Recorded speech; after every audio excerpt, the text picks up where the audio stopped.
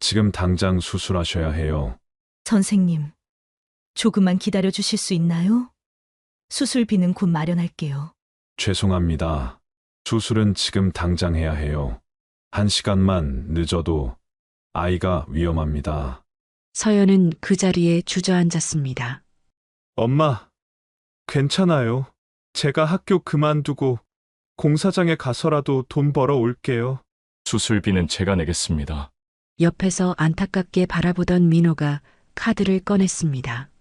지금 뭐 하시는 거예요? 돈으로 아빠 행세하지 마세요. 지금부터 찐사연 드라마 다시 찾은 가족이 시작됩니다.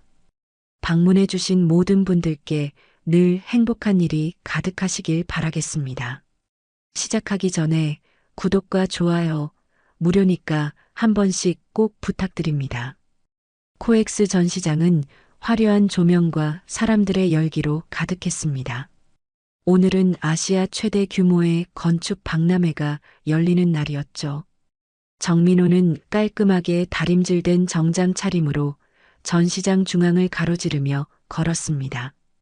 그의 가슴에는 대한건설 전무이사라는 명패가 빛나고 있었어요. 전무님, 귀빈 라운지 준비 완료했습니다.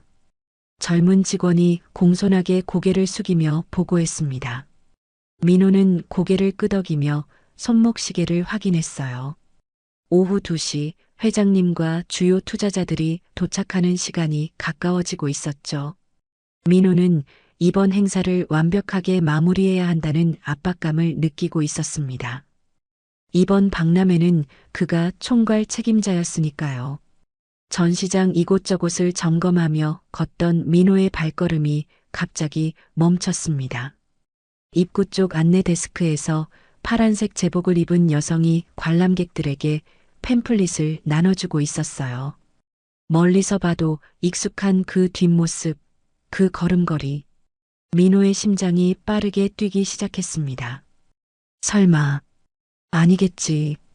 하지만 그 여성이 고개를 돌리는 순간 민호는 그 자리에 얼어붙고 말았습니다. 박서연, 9년 전 자신이 버리고 떠난 여자. 아니, 아내였던 여자였죠. 서연의 얼굴은 예전보다 훨씬 야위어 있었습니다. 눈가에는 지울 수 없는 피로의 흔적이 깊게 새겨져 있었어요. 그래도 여전히 그 미소만큼은 따뜻했습니다. 관람객들에게 친절하게 길을 안내하는 서연의 모습을 보며 민호는 가슴 한쪽이 무너져 내리는 느낌을 받았습니다. 민호는 본능적으로 뒤로 물러섰어요.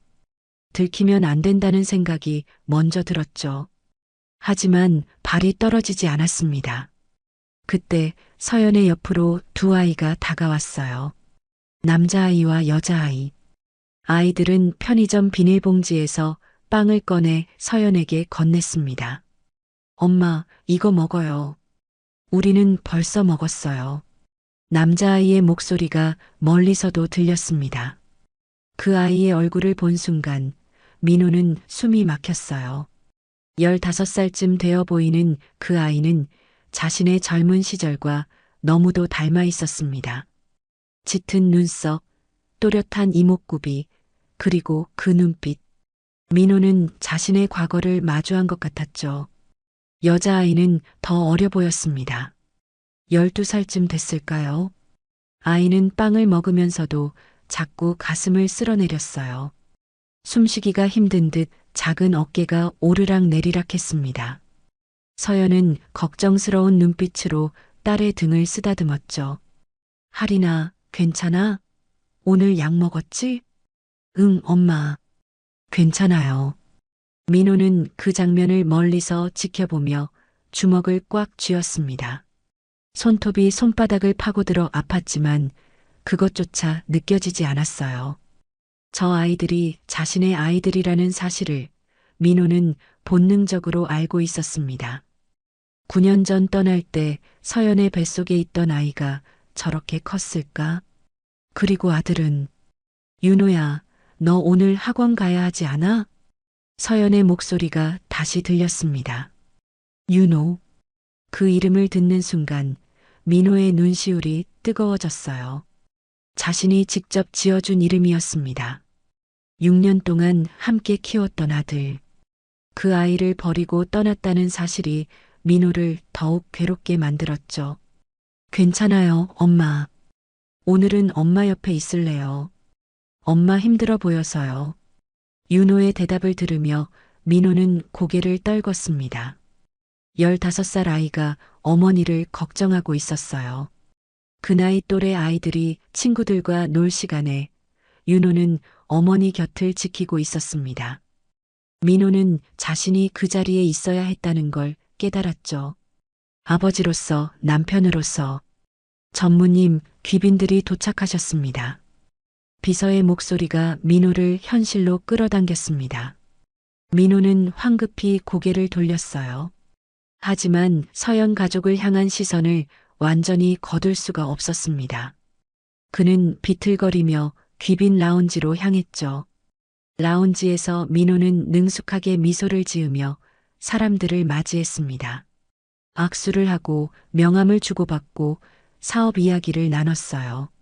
하지만 그의 머릿속은 온통 방금 본 그 장면으로 가득했습니다. 초라한 제복을 입은 서연, 편의점 빵으로 끼니를 때우는 아이들, 가슴을 쓸어내리던 딸의 모습. 민호 전무, 오늘 프레젠테이션 정말 훌륭했어요. 투자자 중 한 명이 민호의 어깨를 두드렸습니다. 민호는 억지로 웃으며 고개를 숙였어요. 감사합니다. 저희 대한건설의 비전을 이해해 주셔서 영광입니다. 하지만 그 순간에도 민호의 귓가에는 윤호의 목소리가 맴돌았습니다. 엄마 힘들어 보여서요. 15살 아이가 해서는 안 될 말이었죠. 그 나이에는 꿈을 꾸고 친구들과 뛰어놀고 미래를 고민해야 했습니다. 어머니를 걱정하며 옆을 지켜야 하는 게 아니라 행사가 끝나고 귀빈들을 배웅한 뒤 민호는 다시 전시장을 찾았습니다. 하지만 안내 데스크에는 이미 다른 사람이 서 있었어요. 서연과 아이들은 보이지 않았죠. 민호는 그 자리에 서서 한참을 멍하니 주변을 둘러봤습니다. 그날 밤 민호는 고급 아파트 거실 소파에 앉아 있었습니다. 손에는 위스키 잔이 들려 있었지만 한 모금도 마시지 못했어요. 그저 멍하니 창밖 야경만 바라볼 뿐이었죠. 화려한 서울의 불빛들이 반짝였지만 민호의 마음은 어두웠습니다. 9년 동안 자신은 무엇을 했을까? 출세했고 돈을 벌었고 성공했다고 생각했죠. 하지만 정작 지켜야 할 것들은 모두 잃어버렸습니다. 서연의 야윈 얼굴, 윤호의 어른스러운 눈빛, 할인의 힘겨운 숨소리.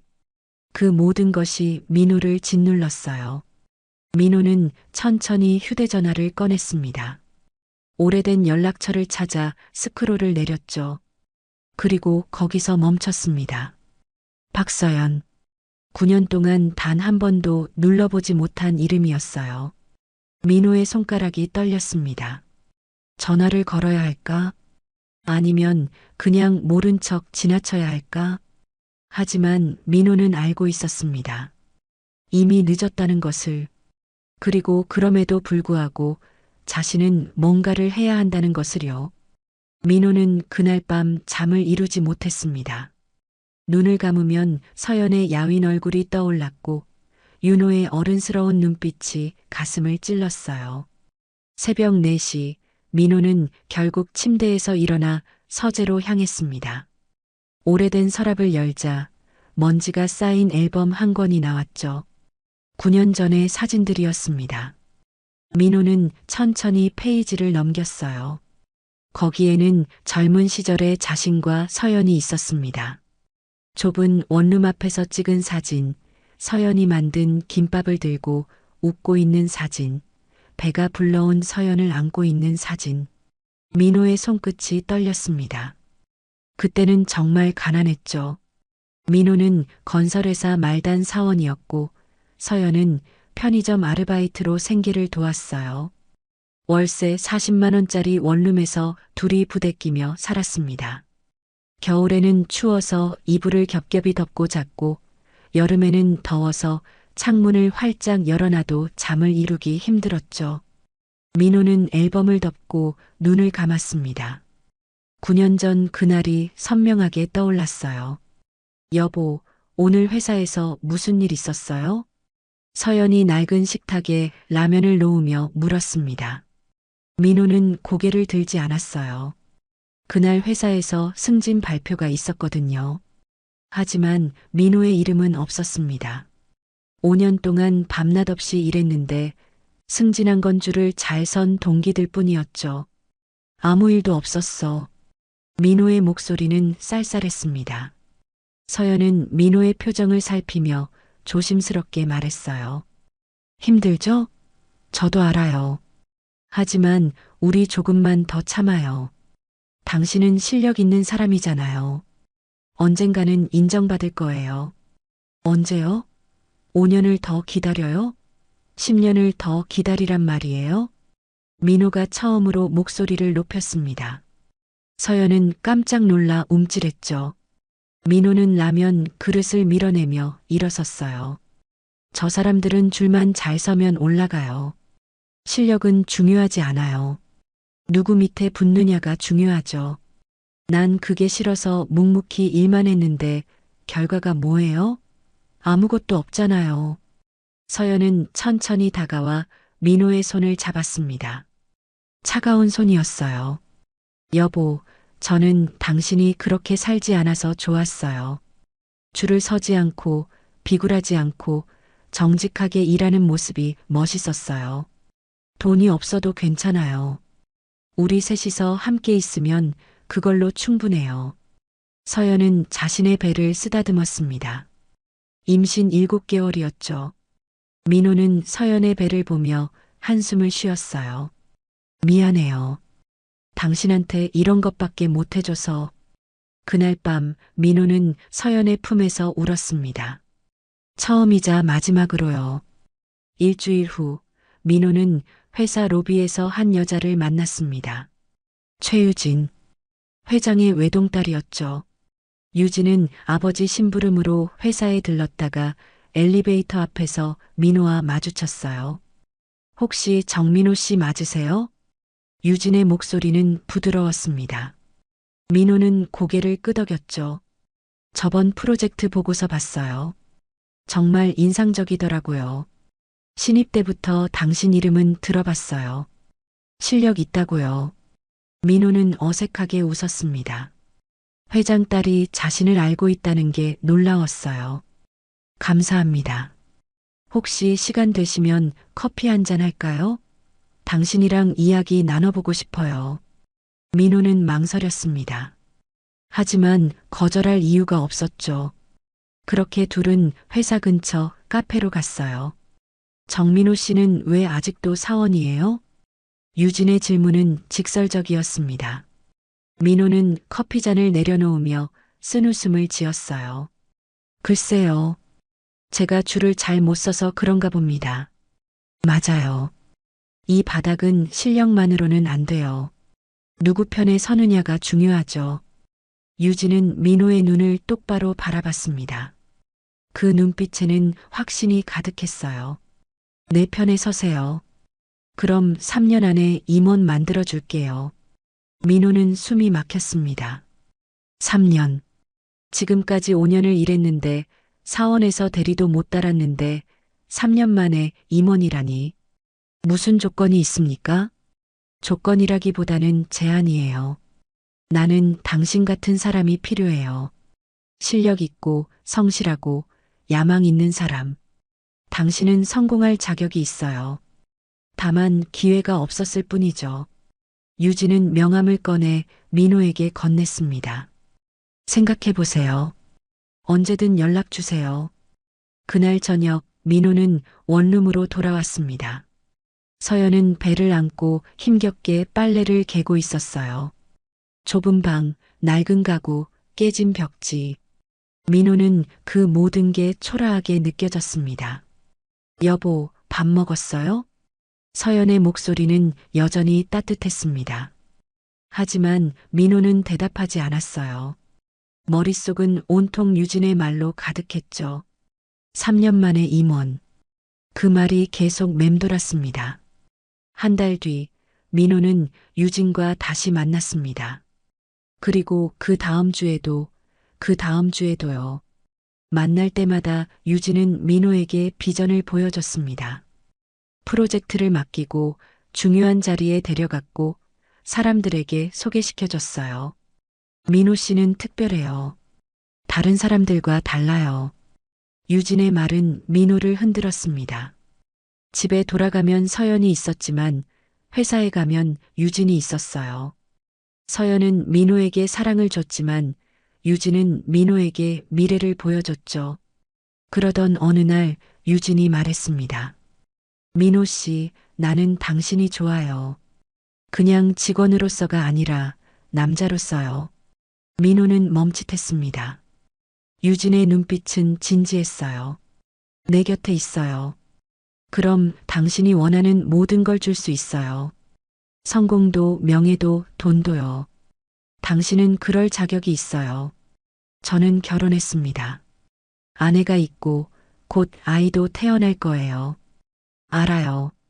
하지만 그 삶이 당신을 행복하게 해주나요? 가난한 원룸에서 라면 먹으며 사는 게 당신이 원하던 삶인가요? 유진의 말은 비수처럼 민호의 가슴을 찔렀습니다. 아니었어요. 민호가 원하던 삶이 아니었죠. 선택하세요. 과거를 붙잡고 살 건지, 미래를 향해 나아갈 건지. 민호는 그날 밤 집에 돌아가지 않았습니다. 호텔에서 밤을 새우며 고민했어요. 서연의 얼굴이 떠올랐지만 유진이 보여준 미래가 더 강렬했습니다. 다음 날 민호는 결정을 내렸습니다. 원룸으로 돌아가 서연에게 말했죠. 미안해요.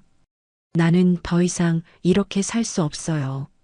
서연의 얼굴이 하얗게 질렸습니다. 무슨 소리예요? 헤어져요. 당신과 함께 있으면 난 평생 이렇게 살 것 같아요. 난 성공하고 싶어요. 인정받고 싶어요. 여보, 우리 아기는요? 다음 달이면 태어나요. 서연의 목소리가 떨렸습니다. 하지만 민호는 고개를 돌렸어요. 미안해요. 그 말만 남기고 민호는 원룸을 나섰습니다. 뒤에서 서연의 울음소리가 들렸지만 민호는 돌아보지 않았어요. 그렇게 민호는 가족을 버렸습니다.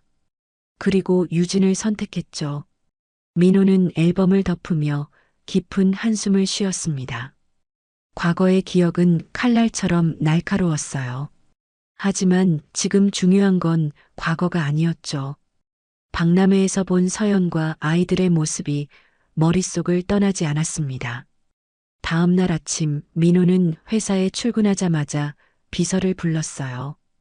김 비서, 사람 좀 알아봐 주세요. 조용하고 신중하게 일 처리할 수 있는 사람으로요. 무슨 일이신지 여쭤봐도 될까요? 개인적인 조사가 필요해서 그래요. 누구한테도 말하지 말고요. 김 비서는 고개를 끄덕이고 나갔습니다. 이틀 후 민호는 조사 전문가를 만났어요. 작은 카페 구석 자리였죠. 박서연이라는 사람을 찾아주세요. 39세 여성이고 최근에 코엑스 건축 박람회에서 안내요원으로 일했어요. 민호는 메모를 건넸습니다. 조사 전문가는 메모를 보더니 고개를 끄덕였어요. 일주일이면 충분합니다. 일주일은 민호에게 너무 길게 느껴졌습니다. 회의 중에도 식사 중에도 민호의 머릿속은 온통 서연 가족 생각뿐이었어요. 윤호의 어른스러운 눈빛, 할인이 가슴을 쓸어내리던 모습. 그 장면들이 계속해서 떠올랐죠. 드디어 일주일 후 조사 결과가 나왔습니다. 민호는 사무실 문을 잠그고 두꺼운 봉투를 열었어요. 그 안에는 사진들과 서류들이 가득했습니다. 첫 번째 사진은 낡은 반지하 건물이었어요. 페인트가 벗겨지고 창문에는 철창이 달려 있었습니다. 민호의 손이 떨렸죠. 사진 설명에는 거주지 서울시 관악구 신림동 반지하 월세 35만 원이라고 적혀 있었어요. 두 번째 사진은 서연이었습니다. 새벽 5시 어두운 거리를 걷는 서연의 뒷모습이었어요. 설명에는 오전 6시부터 오후 2시 대형마트 계산원, 오후 3시부터 오후 9시 행사 안내 요원, 오후 10시부터 새벽 1시 편의점 야간 아르바이트라고 적혀 있었습니다. 민호는 사진을 보며 주먹을 쥐었습니다. 서연은 하루에 3군데를 일하고 있었어요. 잠은 언제 자는 걸까요? 민호의 가슴이 무너져 내렸습니다. 세 번째 사진은 윤호였어요. 공사장 입구에서 누군가와 이야기하는 모습이었습니다. 설명에는 주말 공사장 아르바이트 문의, 시급 9,860원이라고 적혀 있었죠. 15살 아이가 공사장에서 일하려 하다니. 민호는 사진을 꽉 쥐었습니다. 마지막 사진은 할인이었습니다. 응급실 침대에 누워있는 작은 몸. 옆에서 서연이 할인의 손을 잡고 울고 있었어요.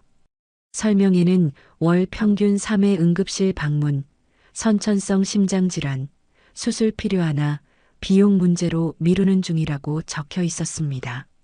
민호는 사진을 내려놓고 얼굴을 감쌌습니다. 9년 동안 서연 가족은 이렇게 살아왔던 거예요. 자신이 고급 레스토랑에서 스테이크를 먹을 때 서연은 편의점 도시락으로 끼니를 때웠겠죠. 자신이 넓은 아파트에서 편히 잠들 때 서연은 반지하 방에서 곰팡이 냄새를 맡으며 잠들었을 겁니다. 민호는 봉투 안을 뒤적였습니다. 그때 한 장의 서류가 눈에 들어왔어요. 통화기록 복원 내역이라는 제목이었죠. 민호는 서류를 펼쳤습니다. 거기에는 지난 9년간의 통화 시도 기록이 빼곡히 적혀 있었어요. 2016년 3월부터 2018년 12월까지 서연의 전화번호에서 민호의 번호로 총 147통의 전화가 걸려왔다고 적혀 있었습니다. 하지만 민호는 그 전화를 단 한 통도 받은 적이 없었어요. 민호는 자신의 휴대전화 통화 기록을 확인했습니다. 하지만 거기에는 서연의 전화번호가 단 한 번도 나타나지 않았죠. 이상했습니다. 147통의 전화가 어디로 사라진 걸까요? 민호는 조사 전문가에게 다시 연락했어요. 이 통화 기록 더 자세히 알아볼 수 있습니까? 네, 며칠만 더 시간을 주십시오. 사흘 후 결과가 나왔습니다. 민호는 보고서를 받아들고 숨이 멎는 것 같았어요. 거기에는 충격적인 내용이 적혀 있었습니다. 147통의 전화는 모두 수신 차단 서비스를 통해 자동으로 차단되었음. 해당 서비스는 최유진 명의로 2016년 3월 5일 신청됨. 박서연의 전화번호뿐만 아니라 박서연과 관련된 모든 번호가 차단 목록에 등재되어 있었음. 민호는 보고서를 떨어뜨렸습니다. 유진이 서연의 전화를 막았던 거예요. 9년 동안 서연이 아무리 전화를 걸어도 민호에게는 닿지 않았던 겁니다. 민호는 휴대전화를 집어들었어요. 손가락이 떨려서 번호를 누르기가 힘들었습니다. 벨소리가 몇 번 울렸고 유진이 받았죠. 여보, 무슨 일이에요? 유진의 목소리는 평소처럼 밝았습니다. 하지만 민호는 더 이상 그 목소리를 듣고 싶지 않았어요. 당신이 했어요? 뭐요? 박서연의 전화를 막은 거 당신이 한 거죠? 전화 너머로 침묵이 흘렀습니다. 잠시 후 유진이 말했어요. 그래요. 내가 했어요. 유진의 목소리에는 미안함이 전혀 없었습니다. 오히려 당연하다는 듯한 어조였죠. 왜 그랬어요? 당신의 성공을 위해서였어요. 과거에 발목 잡히면 안 된다고 생각했죠. 박서연이 계속 연락하면 당신이 흔들릴 것 같았어요. 그래서 깔끔하게 정리한 거예요. 깔끔하게 정리라고요? 민호의 목소리가 떨렸습니다. 그 사람들이 누군지 몰라요? 그건 내 가족이에요. 내 아내였고, 내 아이들이었다고요. 과거형으로 말하는 거 봐요. 당신도 알잖아요. 그들은 이미 당신의 과거예요. 지금 당신 옆에 있는 건 나라고요. 민호는 전화를 끊어버렸습니다. 더 이상 유진의 목소리를 들을 수 없었어요. 민호는 사무실 바닥에 주저앉았습니다. 9년 동안 서연은 147번이나 전화를 걸었어요. 아마 아이가 태어났을 때도, 아이가 아팠을 때도, 돈이 없어 막막했을 때도 전화를 걸었겠죠. 하지만 그 전화는 단 한 번도 민호에게 닿지 않았습니다. 유진이 모두 막았으니까요. 민호는 주먹으로 바닥을 쳤습니다. 한 번, 두 번, 세 번. 손에서 피가 났지만 아프지 않았어요. 마음이 더 아팠으니까요. 그날 밤 민호는 조사보고서를 다시 펼쳤습니다. 반지하 집 사진, 세 군데 일터를 전전하는 서연, 공사장 아르바이트를 알아보는 윤호, 응급실 침대에 누운 할인, 그리고 147통의 차단된 전화. 민호는 결심했습니다. 이제라도 늦지 않았다고, 아니 이미 너무 늦었지만 그래도 해야 한다고요. 민호는 책상 서랍에서 명함 한 장을 꺼냈습니다. 김태수? 대학 동창이자 의사인 친구였죠. 민호는 전화기를 들었습니다. 민호는 김태수에게 전화를 걸었지만 통화 버튼을 누르기 직전에 멈칫했습니다. 9년 만에 연락하는 건데 뭐라고 말해야 할까요? 하지만 망설일 시간이 없었어요. 민호는 통화 버튼을 눌렀습니다. 여보세요? 태수의 목소리는 여전히 온화했어요. 태수야, 나 민호야. 민호? 정민호? 야, 얼마만이냐? 태수는 반가워했습니다. 하지만 민호는 차마 반가운 척을 할 수가 없었어요. 태수야, 부탁이 하나 있어. 심장질환 관련해서 좋은 의사 좀 소개해 줄 수 있어? 심장질환? 누가 아픈데? 민호는 잠시 침묵했습니다. 그리고 천천히 입을 열었어요. 네, 딸이야. 전화 너머로 태수의 놀란 숨소리가 들렸습니다. 태수는 민호에게 딸이 있다는 걸 몰랐던 거예요. 아니, 민호가 결혼했다는 사실조차 모르고 있었죠. 민호야, 무슨 일이야? 천천히 말해봐. 민호는 모든 걸 털어놨습니다. 9년 전 가족을 버린 일, 최근 박람회에서 서연과 아이들을 만난 일, 할인의 심장질환까지요. 태수는 말없이 들어주었어요. 내일 아침에 병원으로 와. 내가 직접 봐줄게.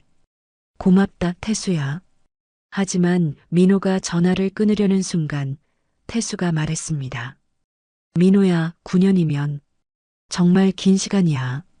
내가 어떤 마음으로 살았는지는 모르겠지만 이제라도 바로잡으려는 거라면 늦지 않았어. 힘내. 민호는 고개를 끄덕였습니다. 비록 태수가 볼 수 없었지만요. 다음 날 새벽 민호는 서연의 반지하 집 앞에 차를 세웠습니다. 어떻게 찾아가야 할지 고민하던 중이었죠. 하지만 그럴 필요가 없었어요. 갑자기 반지하 문이 열리며 서연과 윤호가 급하게 뛰어나왔습니다. 서연의 품에는 할인이 안겨 있었어요. 할인아, 정신 차려. 엄마 여기 있어. 서연의 목소리는 공포로 가득했습니다. 할인은 의식을 잃은 채 축 늘어져 있었어요. 윤호는 울먹이며 택시를 잡으려 했지만 새벽이라 지나가는 차가 없었죠. 민호는 차에서 뛰어내렸습니다. 서연 씨, 제 차에 타세요. 서연은 민호를 보고 깜짝 놀랐어요. 하지만 지금은 그럴 때가 아니었죠. 서연은 망설이지 않고 민호의 차에 올라탔습니다. 윤호도 뒤따라 탔어요. 가장 가까운 대학병원으로 가세요. 서연의 외침과 함께 민호는 엑셀러레이터를 밟았습니다. 신호를 무시하고 과속을 하며 병원으로 달렸어요. 뒷좌석에서는 서연이 할인을 안고 계속 이름을 불렀습니다. 할인아, 엄마 목소리 들려? 조금만 참아. 곧 병원 도착해. 10분 만에 병원에 도착했습니다. 민호는 응급실 입구 앞에 차를 세웠어요. 의료진들이 달려와 할인을 들것에 옮겼습니다. 보호자분, 이쪽으로 오세요. 서연과 윤호가 들것을 따라 뛰어갔습니다. 민호도 뒤따라갔죠. 응급실 안은 긴박했어요. 의료진들이 할인을 둘러싸고 빠르게 움직였습니다. 혈압 90에 60, 심박수 불규칙, 산소 포화도 떨어지고 있습니다. 심전도 이상 소견. 의사가 서연에게 다가왔습니다. 그 의사는 바로 김태수였어요. 태수는 민호를 보고 놀란 표정을 지었지만 곧 서연에게 집중했습니다. 보호자분이시죠? 아이가 선천성 심장 질환이 있다고 들었습니다. 지금 상태가 매우 심각해요. 당장 수술을 해야 합니다. 수술이요? 서연의 목소리가 떨렸어요. 네, 지금 하지 않으면 위험합니다. 판막이 거의 막혀 있어서 혈액순환이 제대로 안 되고 있어요. 1시간 안에 수술실로 들어가야 합니다. 얼마나 드나요? 서연은 떨리는 목소리로 물었습니다. 태수는 잠시 망설이다가 대답했어요. 선납금으로 700만 원이 필요합니다. 서연의 얼굴이 하얗게 질렸습니다. 700만 원. 세 군데 일을 해도 한 달에 겨우 200만 원을 버는 서연에게는 천문학적인 금액이었죠. 선생님, 조금만 기다려 주실 수 있나요? 제가 돈을 마련할게요. 제발. 서연이 태수의 손을 잡으며 애원했습니다. 하지만 태수는 고개를 저었어요. 죄송합니다. 수술은 지금 당장 해야 해요. 1시간만 늦어도 아이가 위험합니다. 서연은 그 자리에 주저앉았습니다. 얼굴을 두 손으로 감싸고 오열했어요. 할인아, 미안해. 엄마가 미안해. 윤호는 서연의 옆에 무릎을 꿇었습니다. 15살 소년의 눈에서 눈물이 주르르 흘러내렸어요. 엄마, 괜찮아요. 제가 학교 그만둘게요. 그리고 일할게요. 공사장이든 어디든 갈게요. 그러면 돈 벌 수 있잖아요. 윤호야. 엄마, 제가 아직 어려서 제대로 된 일을 못하는 거 알아요. 하지만 뭐든지 할게요. 공사장이든 어디든 갈게요. 할인이가 더 중요해요. 할인이 살려야 해요. 윤호의 목소리는 절규에 가까웠습니다. 복도를 지나가던 사람들도 멈춰서서 이쪽을 바라봤어요. 하지만 아무도 다가오지 않았습니다. 그저 안타까운 눈빛으로 바라볼 뿐이었죠. 민호는 더 이상 참을 수 없었습니다. 민호는 태수에게 다가갔어요. 태수야, 수술비는 내가 낼게. 태수는 고개를 끄덕였습니다. 민호는 지갑에서 카드를 꺼내 원무가로 향했어요. 서연은 민호를 불렀지만 민호는 멈추지 않았습니다. 10분 후 민호는 수납 영수증을 들고 돌아왔어요. 서연은 민호를 똑바로 쳐다봤습니다. 왜 그러셨어요? 할인이를 살려야죠. 9년 동안 한 번도 연락 없다가 왜 갑자기 나타나서 이러시는 거예요? 서연의 목소리는 차갑게 식어 있었습니다. 민호는 입을 열었지만 말이 나오지 않았어요. 그때 윤호가 벌떡 일어섰습니다. 돈으로 아빠 행세하지 마세요. 윤호의 외침이 복도에 울려 퍼졌습니다. 9년 동안 어디 계셨어요? 엄마가 세 군데 일하면서 힘들게 살 때, 할인이가 아파서 응급실 갈 때 어디 계셨냐고요? 이제 와서 돈 던져주면 다예요? 그럼 아빠예요? 윤호의 얼굴은 눈물과 콧물로 범벅이 되어 있었습니다. 하지만 그 눈빛만큼은 또렷했어요. 분노와 슬픔이 뒤섞인 눈빛이었죠. 민호는 아무 말도 할 수 없었습니다. 윤호의 말이 모두 맞았으니까요. 민호는 고개를 떨구고 서 있을 뿐이었어요. 환자 보호자분들, 수술 동의서에 사인해 주세요. 간호사가 서류를 들고 다가왔습니다. 서연은 떨리는 손으로 펜을 잡았어요. 사인을 하는 서연의 손등에서 눈물이 떨어졌습니다.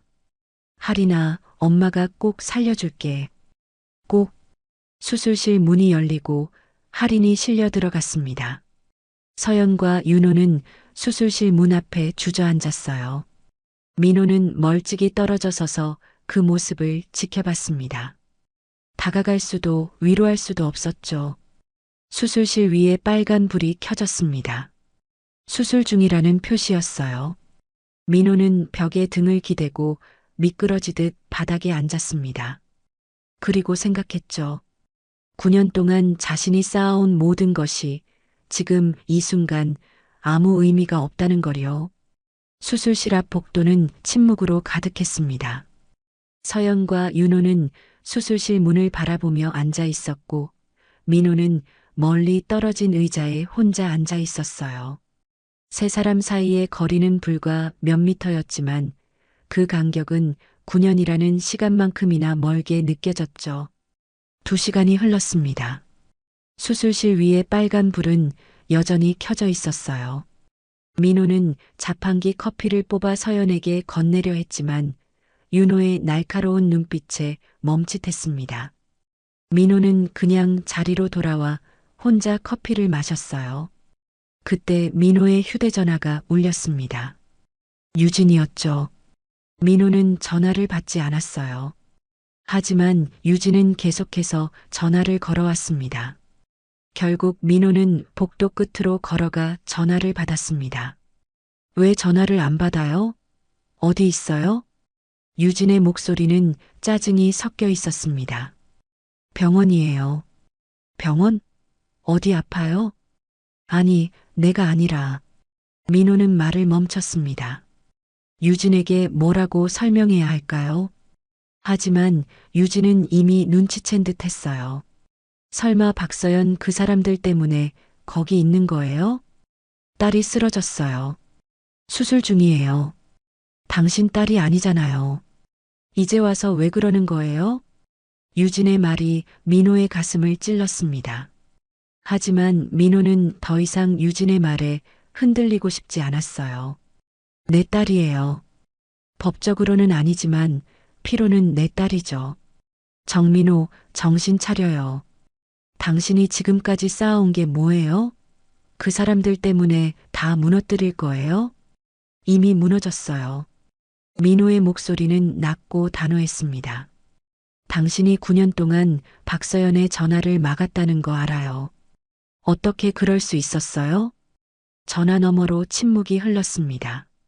잠시 후 유진이 말했어요. 그래서요? 그게 뭐 어떻다는 거예요? 나는 당신을 위해 그런 거예요. 과거에 얽매이지 말라고요. 과거가 아니에요. 내 가족이었어요. 민호는 깊은 숨을 들이쉬었어요. 유진 씨, 우리 헤어져요. 뭐라고요? 더 이상 당신과 함께 있을 수 없어요. 당신은 내가 성공하길 원했지만 정작 내가 무엇을 잃었는지는 신경 쓰지 않았어요. 지금 제정신이에요? 당신이 지금 뭘 버리는지 알아요? 전무자리도 앞으로의 승진도 모든 게 날아갈 거예요. 상관없어요. 민호는 담담하게 대답했습니다. 이제라도 바로잡고 싶어요. 늦었지만 그래도 해야 해요. 민호는 전화를 끊었습니다. 유진의 목소리가 뭐라고 외치는 게 들렸지만 민호는 더 이상 듣지 않았어요. 민호는 휴대전화를 주머니에 넣고 수술실 쪽으로 돌아왔습니다. 서연이 민호를 올려다봤어요. 서연의 눈은 붉게 충혈되어 있었습니다. 누구랑 통화하신 거예요? 최유진이요. 민호는 솔직하게 대답했습니다. 서연은 비웃듯 웃었어요. 회장 딸이시죠? 9년 전에 저희를 버리고 선택하신 분. 서연 씨, 저는 됐어요. 변명 듣고 싶지 않아요. 서연은 고개를 돌렸습니다. 하지만 민호는 물러서지 않았어요. 서연 씨, 제가 9년 동안 당신의 전화를 한 통도 받지 못한 거 알아요? 서연이 다시 민호를 쳐다봤습니다. 민호는 계속해서 말했어요. 유진이 당신의 전화를 모두 막았어요. 수신 차단 서비스로요. 저는 정말 몰랐어요. 서연의 표정이 흔들렸습니다. 윤호도 고개를 들어 민호를 바라봤어요. 그게 사실이에요? 서연의 목소리가 떨렸습니다. 네. 유진이 제 명의로 차단 서비스를 신청했어요. 서연은 두 손으로 얼굴을 감쌌습니다. 9년 동안 민호가 전화를 받지 않는다고 생각했던 거예요. 자신과 아이들을 완전히 버렸다고 믿었죠. 하지만 진실은 달랐습니다. 민호는 서연의 전화를 받을 기회조차 없었던 거예요. 그럼 당신은 하린이가 태어난 것도 몰랐어요? 몰랐어요. 윤호가 입학식 때 혼자였던 것도 몰랐어요. 하린이가 응급실에 실려갈 때마다 제가 얼마나 당신을 원망했는지도 몰랐어요. 아무것도 몰랐어요. 민호의 목소리는 절규에 가까웠습니다. 서연은 눈물을 흘렸어요. 분노와 슬픔이 뒤섞인 눈물이었죠. 그래도 늦었어요. 이미 너무 늦었어요. 서연은 고개를 저었습니다. 9년이에요. 9년 동안 저희는 당신 없이 살았어요. 이제 와서 몰랐다고 하면 뭐가 달라지나요? 윤호도 일어섰습니다. 그 눈빛은 여전히 차갑게 식어 있었어요. 엄마 말이 맞아요. 당신이 전화를 못 받았든 받지 않았든 결국 당신은 저희를 버렸잖아요. 그게 먼저예요. 윤호의 말은 정확했습니다. 민호는 반박할 수 없었어요. 처음 선택한 건 민호 자신이었으니까요. 맞아요. 제가 먼저 당신들을 버렸어요. 그건 변명할 수 없어요. 민호는 무릎을 꿇었습니다. 복도 한가운데서 사람들이 지나다니는 그곳에서요. 하지만 이제라도 바로잡고 싶어요. 아버지로 돌아가고 싶어요. 제발 기회를 주세요. 서연은 민호를 내려다봤습니다. 한때 사랑했던 남자, 아이들의 아버지, 그리고 자신을 버린 사람. 복잡한 감정이 서연의 얼굴을 스쳐 지나갔어요. 일어나세요. 서연의 목소리는 여전히 차갑게 식어 있었습니다. 무릎 꿇는다고 해결될 문제가 아니에요. 할인이 수술이 끝나면 당신은 당신 자리로 돌아가세요. 저희는 저희끼리 살 거예요. 서연 씨, 됐어요.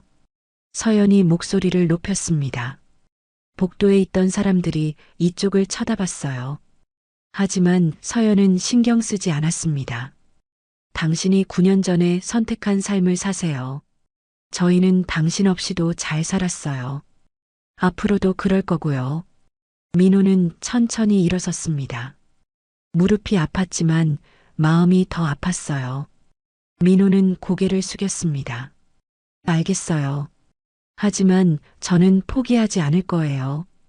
당신이 저를 받아들일 때까지 저는 계속 여기 있을 거예요. 서연은 다시 수술실 문으로 시선을 돌렸습니다. 윤호도 민호를 외면한 채 어머니 옆에 앉았어요.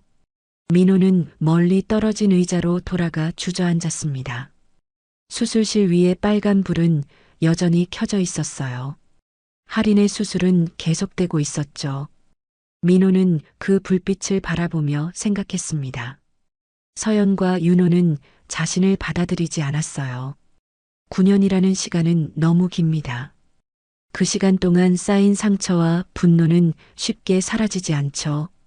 민호는 주먹을 쥐었습니다. 무너져 내리고 싶었어요. 포기하고 싶었습니다. 하지만 민호는 다짐했습니다. 이번만은 포기하지 않겠다고요. 서연과 아이들이 자신을 받아들일 때까지, 아니 받아들이지 않더라도 그들 곁을 지키겠다고요.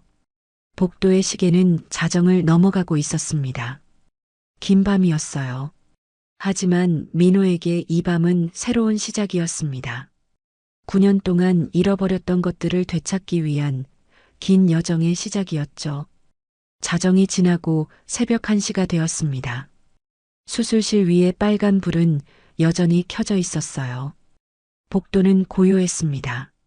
간혹 간호사들이 지나다닐 뿐 다른 환자 가족들은 모두 대기실로 들어갔죠. 서연은 수술실 문 앞 의자에 앉아 있었습니다. 고개를 떨군 채 두 손을 꼭 모으고 기도하듯 앉아 있었어요. 윤호는 어머니 옆에서 졸고 있었습니다. 피곤에 지쳐 고개가 앞으로 꺾이고 다시 깨어나길 반복하고 있었죠. 민호는 그들로부터 멀리 떨어진 의자에 앉아 있었습니다. 잠을 잘 수가 없었어요. 눈을 감으면 서연의 차가운 목소리가 들렸고 윤호의 분노에 찬 눈빛이 떠올랐죠. 민호는 자판기로 가서 따뜻한 커피를 2잔 뽑았습니다. 조심스럽게 서연에게 다가갔어요. 서연은 민호를 올려다봤습니다. 그 눈빛은 여전히 경계하고 있었죠. 드세요. 밤새 여기 계시면 힘드실 거예요. 민호는 커피를 내밀었습니다. 서연은 잠시 망설이다가 받았어요. 하지만 고맙다는 말은 하지 않았습니다. 민호는 다시 자리로 돌아가려다가 멈칫했어요. 서연 씨, 제가 여기 있어도 될까요? 방해가 되면 나갈게요. 서연은 한참을 침묵하다가 입을 열었습니다. 할인이 아빠니까요. 있으세요. 짧은 대답이었지만 민호에게는 큰 의미였어요. 적어도 쫓아내지는 않았으니까요. 민호는 고개를 숙이고 다시 의자에 앉았습니다. 새벽 2시가 되었습니다. 윤호가 완전히 잠들었어요. 서연은 아들의 어깨에 자신의 외투를 덮어줬습니다. 그리고 다시 수술실 문을 바라봤죠. 민호는 그 모습을 지켜보며 가슴이 아팠습니다. 서연 씨, 민호가 조용히 불렀습니다. 서연이 고개를 돌렸어요. 9년 동안 정말 힘드셨죠? 서연은 대답하지 않았습니다. 하지만 그 침묵이 대답이었어요. 민호는 계속해서 말했습니다. 제가 어떻게 사과해야 할지 모르겠어요. 미안하다는 말로는 부족하다는 것도 알고요. 하지만 진심으로 미안해요. 미안하다고 해서 지난 9년이 돌아오나요? 서연의 목소리는 차갑게 식어 있었습니다. 윤호가 학교에서 아빠가 어디 계시냐고 물어볼 때 전 뭐라고 대답해야 할지 몰랐어요. 할인이가 친구들은 아빠랑 놀이공원 간다고 자랑할 때 전 그 아이 눈을 똑바로 볼 수가 없었어요. 서연의 목소리가 떨렸습니다. 돈이 없어서 밥을 굶어도 아이들 앞에서는 웃어야 했어요. 할인이가 아파서 응급실 갈 때마다 선납금이 없어서 치료를 못 받을까봐 떨었어요. 그게 9년이었어요. 민호는 아무 말도 할 수 없었습니다. 서연의 고통이 고스란히 전해졌거든요. 그런데 당신은 뭐 했어요? 고급 양복 입고 좋은 차 타고 넓은 집에 살면서 편하게 지냈잖아요. 미안해요. 민호의 목소리는 떨렸습니다. 정말 미안해요. 서연은 고개를 돌렸습니다. 더 이상 민호와 이야기하고 싶지 않다는 듯이요. 민호는 다시 자리로 돌아가 앉았습니다. 새벽 3시 윤호가 잠에서 깼습니다. 눈을 비비며 주위를 둘러보던 윤호는 민호를 발견했어요. 윤호는 민호를 노려봤지만 말은 하지 않았습니다. 그저 어머니 옆으로 바짝 붙어 앉았을 뿐이었죠. 민호는 윤호를 바라봤습니다. 자신의 젊은 시절을 닮은 얼굴, 하지만 자신보다 훨씬 강인한 눈빛. 15살에 이미 가장의 역할을 하고 있는 아들. 민호는 윤호에게 미안했습니다. 윤호야. 민호가 조심스럽게 불렀습니다. 윤호는 외면했어요. 하지만 민호는 포기하지 않았습니다. 아빠가 정말 몰랐던 거야. 너희한테 전화가 오는 줄도, 엄마가 힘든 줄도. 그래서요? 윤호가 차갑게 대꾸했습니다. 그게 변명이 되나요? 당신이 먼저 우릴 버렸잖아요. 전화를 받았든 안 받았든 당신은 우릴 선택하지 않았어요. 윤호의 말은 날카로웠습니다. 민호는 고개를 끄덕였어요. 맞아. 내 말이 맞아. 아빠가 나쁜 선택을 했던 건 사실이야. 민호는 천천히 윤호에게 다가갔습니다. 윤호는 뒤로 물러섰지만 민호는 멈추지 않았어요. 하지만 윤호야, 아빠가 너희를 버리려고 했던 건 아니야. 그때는 성공하고 싶었어. 가난에서 벗어나고 싶었고 인정받고 싶었어. 그게 너무 간절했어. 그래서 우릴 버린 거잖아요. 그래. 아빠가 잘못했어. 하지만 지금은 달라. 이제는 너희가 더 중요해. 성공보다 돈보다 명예보다 너희가 더 소중해. 윤호는 민호를 똑바로 쳐다봤습니다. 그 눈빛에는 의심과 분노가 가득했어요. 믿을 수 없어요. 알아. 당장은 믿기 힘들겠지. 하지만 아빠가 증명할게.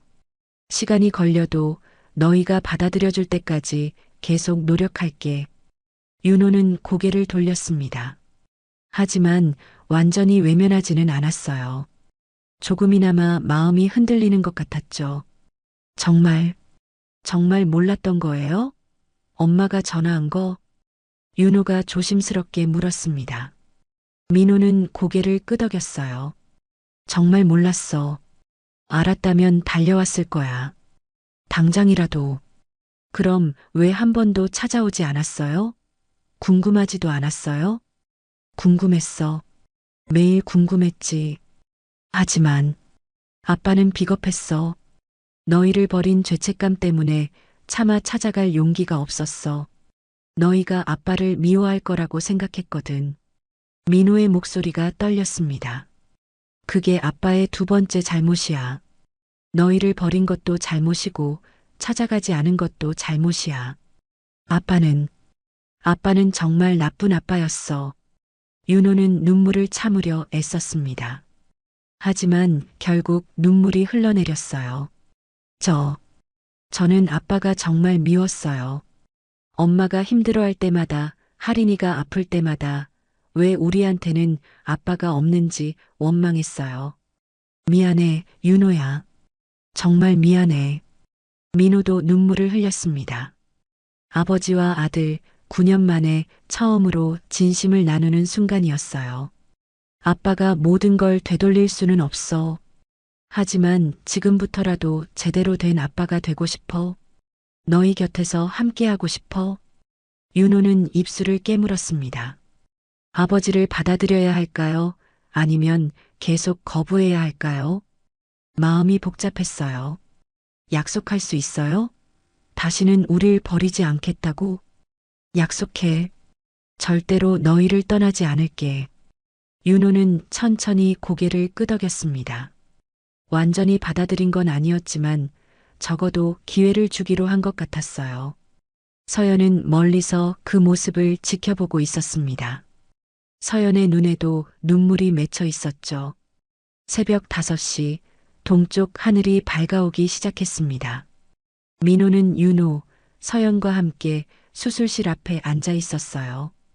여전히 거리는 있었지만 조금은 가까워진 것 같았습니다. 할인이가 깨어나면 제일 먼저 뭐라고 말해줄 거예요? 민호가 서연에게 물었습니다. 서연은 잠시 생각하다가 대답했어요. 사랑한다고 말해줄 거예요. 엄마가 얼마나 널 사랑하는지. 아빠도 말해줘도 될까요? 사랑한다고. 서연은 민호를 바라봤습니다.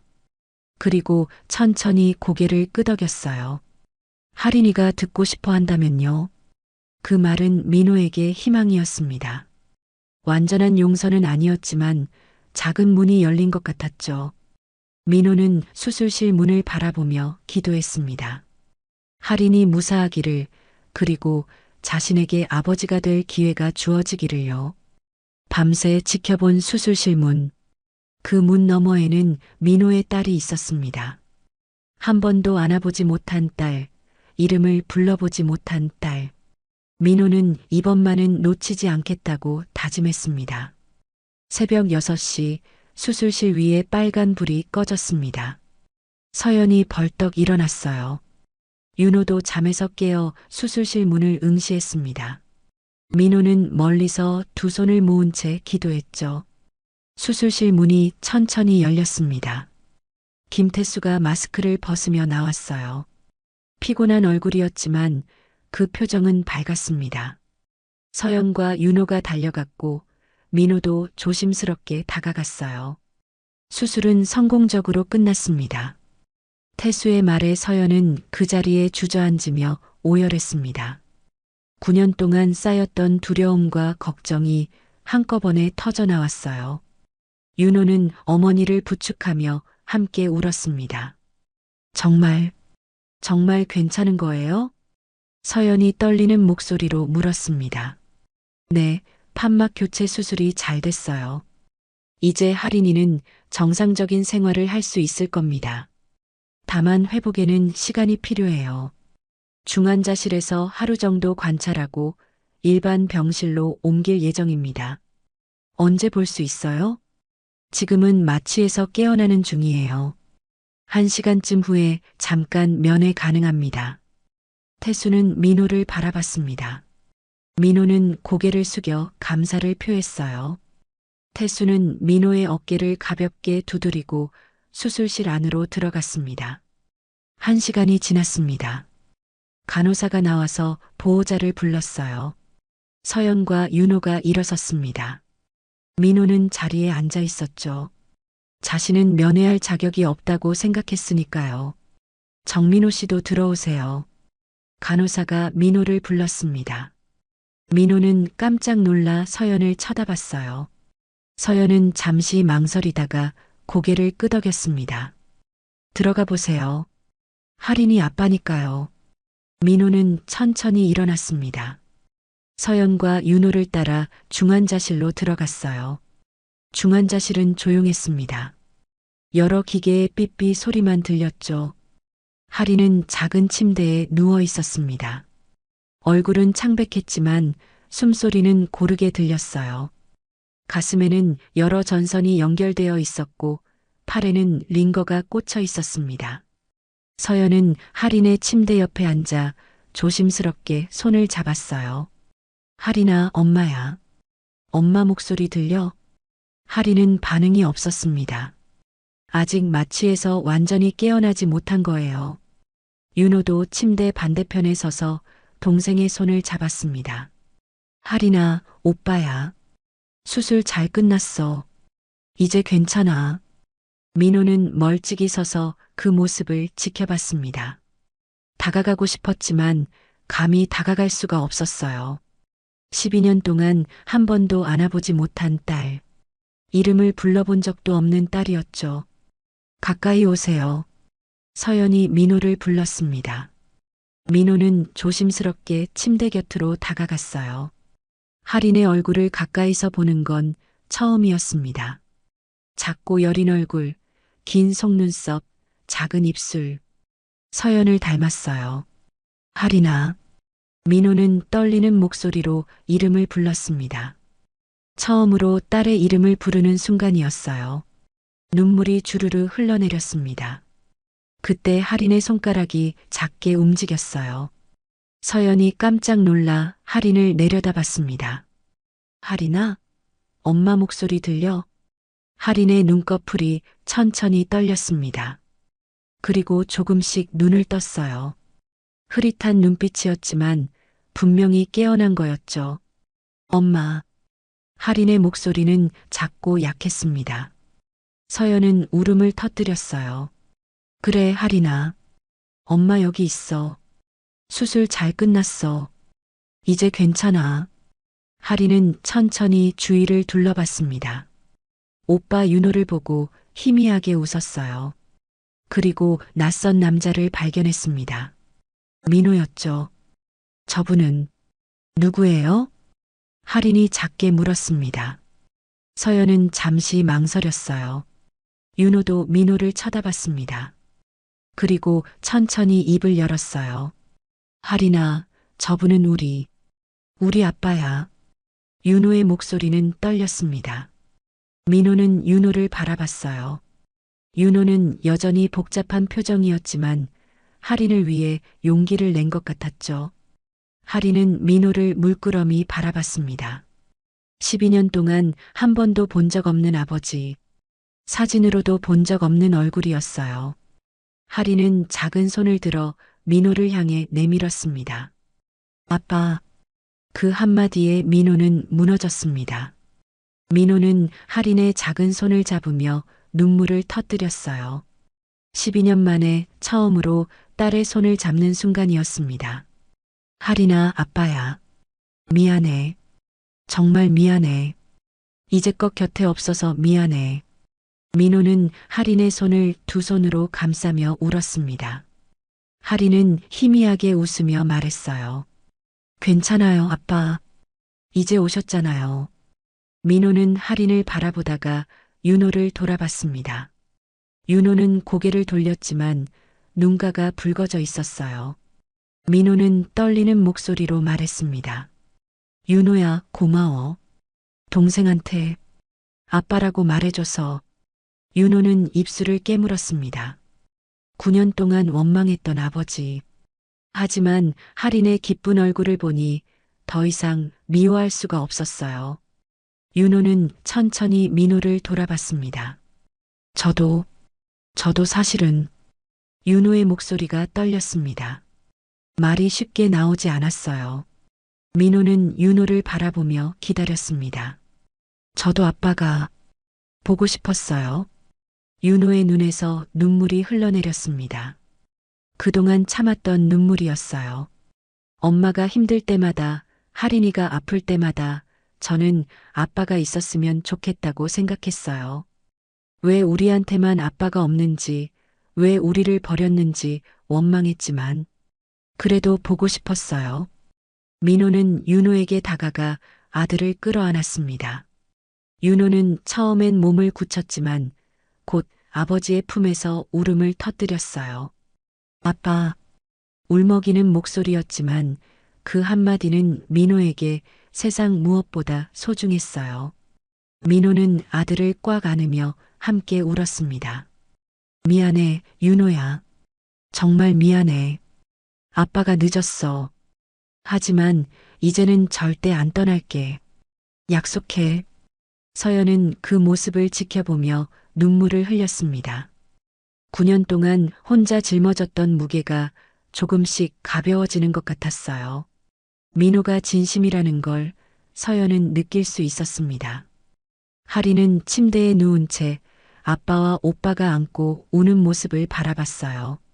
어린 나이지만 하린도 알고 있었습니다. 이 순간이 얼마나 소중한지를요. 면회 시간이 끝나가고 있었습니다. 간호사가 조심스럽게 들어와 알렸어요. 서연은 하린의 손을 한 번 더 꼭 잡았습니다. 하린아, 엄마 곧 다시 올게. 푹 쉬어. 네, 엄마. 윤호도 동생의 머리를 쓰다듬었어요. 하린아, 오빠도 있을게. 아프면 바로 말해. 응, 오빠. 민호는 하린의 손을 놓기가 아쉬웠습니다. 하지만 놓아야 했죠. 민호는 하린의 이마에 살짝 입을 맞췄어요. 아빠도 있을게, 하린아. 네 사람은 중환자실을 나왔습니다. 복도에서 서연은 민호를 돌아봤어요. 서연의 눈빛이 전과는 달랐습니다. 조금 더 부드러워진 것 같았죠. 정민호 씨. 네, 서연 씨. 서연은 잠시 망설이다가 말했습니다.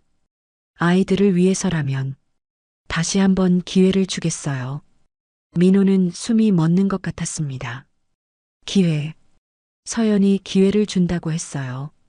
완전한 용서는 아니었지만 시작은 할 수 있다는 의미였죠. 감사합니다, 서연 씨. 정말 감사합니다. 실망시키지 않을게요. 이번에는 제대로 하겠습니다. 윤호도 옆에서 조용히 서 있었습니다. 더 이상 민호를 거부하지 않았어요. 아직은 어색하지만 시간이 지나면 괜찮아질 것 같았습니다. 아침 해가 떠올랐습니다. 긴 밤이 지나고 새로운 아침이 온 거예요. 민호에게 이 아침은 특별했습니다. 9년 만에 처음으로 가족과 함께 맞이하는 아침이었으니까요. 석 달이 지났습니다. 하리는 완전히 회복되어 퇴원했어요. 더 이상 숨을 헐떡이지 않았고 얼굴에는 건강한 혈색이 돌았습니다. 학교에도 다시 다니기 시작했죠. 친구들과 뛰어놀 수 있게 되었어요. 민호는 약속을 지켰습니다. 대한건설 전무직을 사임했어요. 유진과의 관계도 완전히 정리했습니다. 회사 사람들은 놀랐지만 민호는 후회하지 않았어요. 지금은 중견 건설사에서 부장으로 일하고 있었습니다. 연봉은 절반으로 줄었지만 마음은 훨씬 가벼웠죠. 민호가 가장 먼저 한 일은 가족을 위한 집을 마련하는 것이었습니다. 반지하가 아닌 햇빛이 잘 드는 곳이요. 민호는 관악구 신림동 근처의 작지만 아늑한 아파트를 구했어요. 방 3개짜리 아파트였습니다. 서연과 할인이 쓸 방, 윤호가 쓸 방, 그리고 거실. 이사 왔어요. 할인이 새 집에 들어서며 환호성을 질렀습니다. 민호는 짐을 들고 뒤따라 들어왔어요. 서연은 거실을 둘러보며 눈물을 글썽였습니다. 너무 좋아요. 햇빛이 이렇게 잘 들어오네요. 여기는 윤호 방이고 이쪽은 서연 씨랑 할인이가 쓰시면 돼요. 민호가 방을 안내했습니다. 윤호는 자기 방에 들어가 창문을 열었어요. 바깥 풍경이 보였습니다. 더 이상 반지하의 답답함은 없었죠. 아빠는 어디서 주무세요? 할인이 물었습니다. 민호는 잠시 머뭇거렸어요. 서연을 쳐다봤습니다. 아빠는 근처에 원룸을 얻었어. 할인이 보고 싶으면 언제든지 올 수 있게요. 민호는 아직 이 집에서 함께 살 자격이 없다고 생각했습니다. 서연도 그걸 원하지 않을 거라고 생각했죠. 하지만 서연은 천천히 입을 열었어요. 거실에 소파 침대 놓으면 되지 않을까요? 민호는 깜짝 놀라 서연을 쳐다봤습니다. 서연은 민호를 피하지 않고 말했어요. 아이들도 아빠가 가까이 있는 게 좋을 것 같아요. 출근도 여기서 하시고요. 다만, 서연은 잠시 말을 멈췄습니다. 천천히 가요. 우리 천천히 다시 시작해봐요. 민호의 눈시울이 붉어졌습니다. 서연이 기회를 준 거예요. 다시 가족이 될 수 있는 기회를요. 감사합니다, 서연 씨. 정말 감사합니다. 그날부터 민호는 이 집에서 살기 시작했습니다. 거실 소파 침대에서 잤지만 민호는 행복했어요. 아침마다 아이들과 함께 식사하고 저녁이면 함께 텔레비전을 봤습니다. 작은 일상이었지만 민호에게는 꿈만 같았죠. 윤호는 학업에 다시 집중했습니다. 공사장 아르바이트 대신 학원에 다니기 시작했어요. 민호가 학원비를 지원했습니다.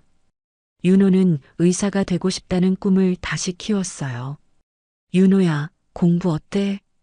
어느 날 저녁 민호가 윤호의 방문을 두드렸습니다. 윤호는 책상에 앉아 공부하고 있었어요. 괜찮아요. 재밌어요. 의사 되고 싶다고 했지? 아빠가 응원할게. 아빠. 윤호가 민호를 불렀습니다. 이제는 자연스럽게 아빠라고 부를 수 있게 되었어요. 아빠도 꿈이 있었어요? 민호는 윤호 옆에 앉았습니다. 있었지. 아빠도 너처럼 꿈이 많았어. 훌륭한 건축가가 되고 싶었고 사람들에게 인정받고 싶었어. 그 꿈 이루신 거 아니에요? 아니야. 아빠는 꿈을 잘못 이해했어. 성공이 전부라고 생각했거든. 하지만 진짜 성공은 다른 거더라고. 뭔데요? 민호는 창밖을 바라봤습니다. 거실에서는 서연이 할인과 함께 웃고 있었어요. 저거야. 사랑하는 사람들이 행복한 모습. 그게 진짜 성공이더라. 윤호는 아버지를 바라봤습니다. 9년 전과는 다른 사람 같았어요. 윤호는 작게 웃으며 말했습니다. 아빠, 저도 그런 성공하고 싶어요. 너는 할 수 있어. 아빠보다 훨씬 현명하니까. 2달 더 지났습니다. 어느 토요일 오후 민호는 가족들에게 제안했어요. 우리 가족 사진 찍으러 갈까요? 가족 사진이요? 할인이 눈을 반짝이며 물었습니다. 응. 우리 4명이서 찍는 거야. 서연은 잠시 망설였습니다. 가족 사진. 9년 만에 찍는 가족 사진이었어요. 서연은 천천히 고개를 끄덕였습니다. 좋아요. 가요. 사진관은 동네 작은 곳이었습니다. 사진사는 4명을 보더니 환하게 웃었어요. 가족 사진이시죠? 여기 서세요. 4명은 카메라 앞에 섰습니다. 서연과 민호가 가운데 앉고 윤호와 할인이 뒤에 섰어요. 처음에는 모두 어색했습니다. 9년 만에 찍는 가족 사진이었으니까요. 자, 하나, 둘, 셋. 웃으세요. 찰칵. 셔터가 눌렸습니다. 첫 번째 사진에서는 모두가 조금씩 어색한 미소를 짓고 있었어요. 한 장 더 찍을까요? 사진사가 물었습니다. 그때 할인이 갑자기 아빠 품에 안겼어요. 아빠 사랑해요. 할인의 말에 모두가 웃었습니다. 진심 어린 웃음이었죠. 윤호도 웃었고 서연도 환하게 웃었어요. 민호는 할인을 안으며 행복한 미소를 지었습니다. 찰칵. 2번째 사진이 찍혔습니다. 이번에는 진짜 가족 같았어요. 일주일 후 완성된 사진을 받았습니다. 민호는 사진을 액자에 넣어 거실벽에 걸었어요. 4명이 환하게 웃고 있는 사진. 민호는 그 사진을 볼 때마다 가슴이 벅찼습니다. 어느 날 저녁 4명은 식탁에 둘러앉아 저녁을 먹고 있었습니다. 서연이 만든 된장찌개와 김치찌개, 계란말이. 화려한 음식은 아니었지만 함께 먹으니 맛있었어요. 할인아, 학교 어때? 민호가 물었습니다. 좋아요. 오늘 체육 시간에 친구들이랑 줄넘기 했어요. 하나도 안 힘들었어요. 할인은 신이 나서 말했습니다. 예전 같으면 체육 시간에 앉아만 있어야 했는데 이제는 친구들과 함께 뛰어놀 수 있게 되었죠. 윤호는 시험 잘 봤어? 네, 이번에 전교 10등 했어요. 와, 대단한데? 아빠가 치킨 사줄게. 정말요? 윤호가 환하게 웃었습니다. 예전에는 볼 수 없던 표정이었어요. 저녁 식사가 끝나고 설거지는 민호와 서연이 함께 했습니다. 싱크대 앞에서 둘이 나란히 서 있는 모습은 자연스러웠어요. 서연 씨, 민호가 조심스럽게 불렀습니다. 네. 행복해요? 서연은 손을 멈추고 민호를 바라봤습니다. 그리고 작게 미소 지으며 대답했어요. 네. 행복해요. 그 말을 듣는 순간 민호는 눈물이 날 것 같았습니다. 서연이 행복하다고 말했어요. 그게 민호에게는 무엇보다 중요했죠. 밤이 되었습니다. 윤호와 할인은 각자 방에서 잠들었어요. 서연도 방으로 들어갔습니다. 민호는 소파 침대에 누워 천장을 바라봤어요. 거실벽에 걸린 가족 사진이 보였습니다. 4명이 환하게 웃고 있는 사진. 민호는 그 사진을 보며 생각했습니다. 9년 전 민호는 성공을 좇았습니다. 전무가 되고 좋은 차를 타고 넓은 집에 사는 게 행복이라고 믿었죠. 하지만 그건 진짜 행복이 아니었어요. 화려했지만 공허했고 가득 차 있었지만 텅 빈 것 같았습니다. 지금은 달랐습니다. 월급은 줄었고 집은 작았고 소파 침대에서 잤지만 민호는 행복했어요. 아침에 눈을 뜨면 아이들의 웃음소리가 들렸고 저녁에는 가족과 함께 식사를 했습니다. 이게 진짜였어요. 민호는 속으로 되뇌었습니다. 내가 찾던 성공은 이 집, 이 웃음, 이 순간이었다. 돈도 명예도 지위도 중요하지 않았습니다. 중요한 건 사랑하는 사람들이 곁에 있다는 것. 그들이 행복하다는 것. 그게 전부였어요. 민호는 눈을 감았습니다. 평화로운 잠이 찾아왔어요. 9년 만에 처음으로 민호는 죄책감 없이 편안하게 잠들 수 있었습니다. 새벽 민호는 작은 소리에 잠에서 깼습니다. 할인이 거실로 나와 있었어요. 할인아, 왜 안 자? 아빠, 물 마시러 나왔어요. 민호는 할인에게 물을 따라줬습니다. 할인은 물을 마시며 아빠를 올려다봤어요. 아빠 계속 여기 있을 거죠? 그럼. 아빠는 어디 안 가? 약속이에요? 약속이야. 할인은 환하게 웃으며 아빠를 안았습니다. 민호는 딸을 꼭 안으며 생각했어요. 이 순간을 절대 놓치지 않겠다고, 다시는 가족을 버리지 않겠다고, 남은 인생을 이들과 함께 살겠다고요. 집은 건물이 아니었습니다. 사랑하는 사람들이 함께 있는 곳이 집이었어요. 민호는 이제야 그걸 알았습니다. 9년이 걸렸지만 민호는 마침내 집으로 돌아왔습니다. 오늘의 이야기는 여기까지입니다. 찐사연 드라마가 마음에 남으셨다면 댓글로 함께 나눠주세요. 오늘 하루도 마음에 따뜻한 빛이 머무는 하루 되시길 바랍니다.